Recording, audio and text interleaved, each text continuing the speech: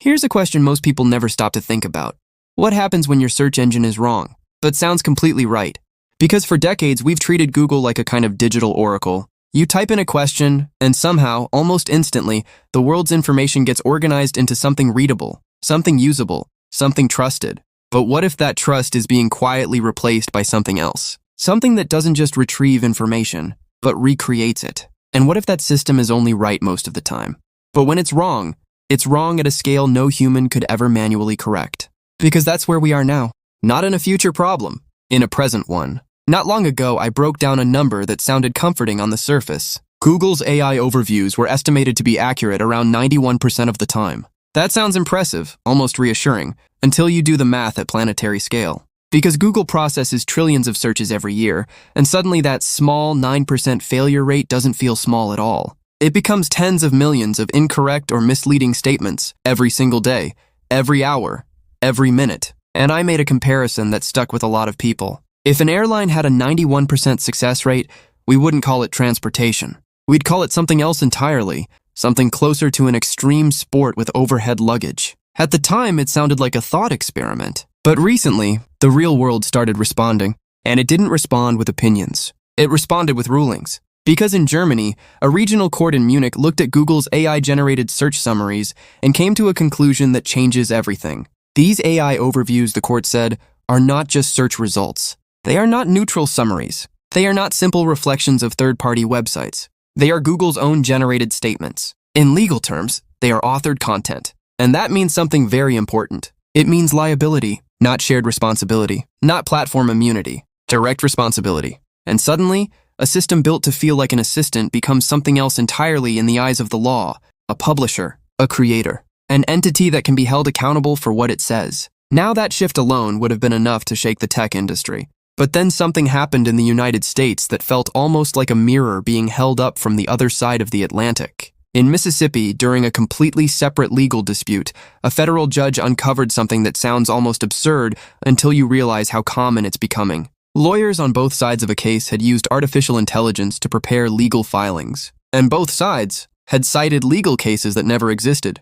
Not misinterpretations, not outdated references, entirely fabricated court decisions, hallucinations. The judge, faced with a courtroom full of fake precedent, didn't just issue a warning. She shut the process down.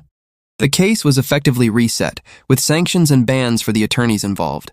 And what made it more unsettling wasn't just the error, it was how it happened. Because somewhere between drafting and filing, human judgment had quietly stepped aside, and no one noticed until it was too late. So now we have two courtrooms, two countries, two completely different systems, and the same underlying message emerging from both. We are entering an era where AI-generated text is no longer just a tool output. It is becoming legally consequential. But to understand why these rulings matter so much, you have to understand what's actually happening inside systems like Google's AI search. Because it's not just searching the internet and summarizing it, it's something far more complex. Inside systems like Google's AI overviews, the process begins with traditional retrieval. The engine pulls relevant documents from the web, billions of indexed pages. Then those pages are fed into a large language model, similar in architecture to systems developed by companies like OpenAI and Anthropic. And then something very important happens. The model doesn't just copy, it synthesizes. It reads multiple sources and produces a new, coherent response in natural language. A paragraph that didn't exist anywhere on the internet before that exact moment. That's the key shift. Because traditional search was about pointing, AI search is about writing. And writing comes with responsibility. But here's the problem. These systems don't know truth the way humans understand it. They predict language, one token at a time, one word at a time, based on probability, not certainty. So when the model doesn't fully understand something, it doesn't stop. It fills in the gaps. It guesses. And it guesses fluently. That's where hallucinations come from, not malice. Not intent, but completion. The system is designed to never leave a blank space. So it invents something that sounds right even when nothing real supports it. And at small scale, that might just be a harmless mistake. At global scale, it becomes something else entirely. Because in the Munich case, the AI didn't just get a detail wrong. It constructed an entire narrative about real companies, linking them to scams and fraud-like behavior that wasn't present in any source material. It effectively blended identities, misread signals, and generated claims that looked authoritative but had no grounding in the underlying data. And because it was displayed at the very top of search results, it carried the weight of legitimacy. authority without accountability. That combination is where the legal system starts to pay attention, and Google's defense was predictable but important. They argued that users can always click the source links. They can verify the information themselves. In other words, the AI is just a starting point. But the court pushed back with something very simple and very powerful. If you publish a statement, the fact that someone could verify it later does not remove responsibility for publishing it in the first place. And in reality, almost no one verifies, not even close. Most users don't click through at all. So what you're left with is an AI-generated answer that behaves like an authority, but is rarely checked like one. And that's where the legal logic becomes explosive. Because if the system generates original statements, and those statements are misleading, then the system itself becomes the source of harm. Not the web pages it drew from, the synthesis layer, the AI layer. And that means liability shifts upward, from websites to platforms, from publishers to model operators. And suddenly, every major AI company becomes part of the same conversation. Not just Google, but also OpenAI, Anthropic, and emerging search AI platforms like Perplexity. Because the same architecture pattern is everywhere now. Retrieval plus generation, search plus synthesis, index plus language model. But here's where it gets even more technically interesting and more legally complicated. These AI responses are not pre-written. They are generated in real time, which means there is no fixed article to review before it is published. There is no editor, no approval queue, no human checkpoint between generation and delivery.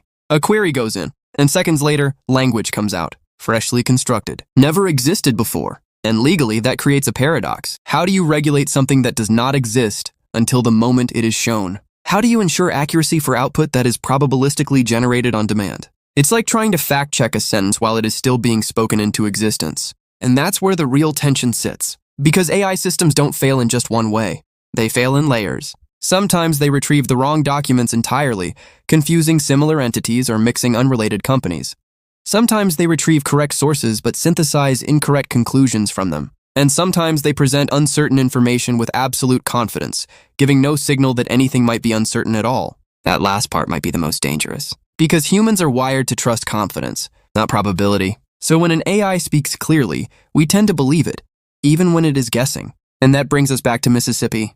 Because while courts in Europe were redefining AI as authorship, a courtroom in the US was dealing with something more immediate. Professionals outsourcing judgment itself.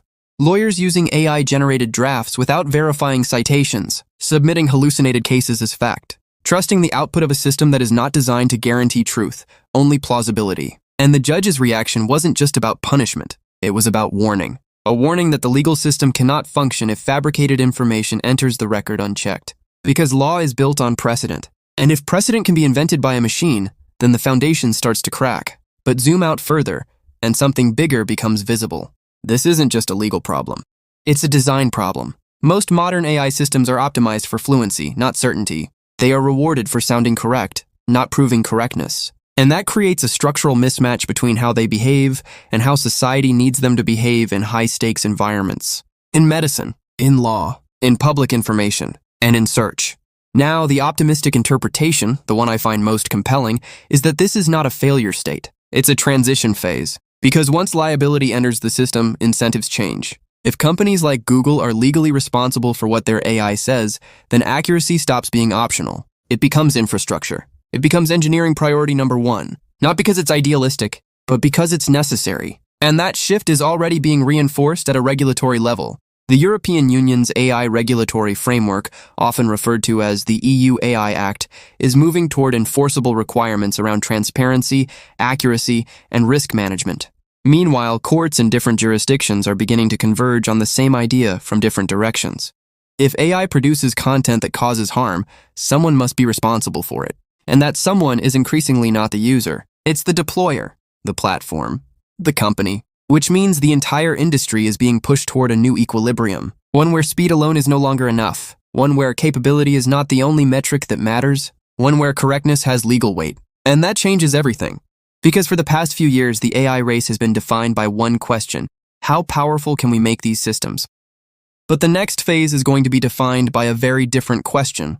How do we make them reliable enough that society can safely depend on them? And that is not a small engineering tweak. That is a full architectural rethink. It touches retrieval systems, verification layers, uncertainty estimation, grounding methods, evaluation benchmarks, and even product design itself. It means building systems that don't just answer, but know when they don't know. And that might be the most important shift of all. Because in the end, the real story here isn't that AI makes mistakes. It's that we are finally building systems that speak at scale. And anything that speaks at scale will eventually be held accountable for what it says. So maybe the Munich court didn't just rule on a search feature. Maybe it marked the beginning of something bigger. A moment where AI stopped being treated like a harmless autocomplete machine and started being treated like what it actually is becoming. A publisher of reality-shaping language. And once you cross that line, there's no going back to "it's just a tool" as an excuse. Because tools don't publish answers to billions of people a day. Systems do, and systems can be held responsible. The technology isn't slowing down,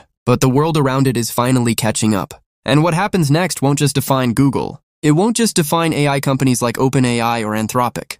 It will define what it means to trust information in the age of machines that can speak more fluently than ever before, but are only now being asked to tell the truth. And that, more than anything, is the real story unfolding beneath all of this. Not just smarter AI, but accountable AI. And that changes the entire game.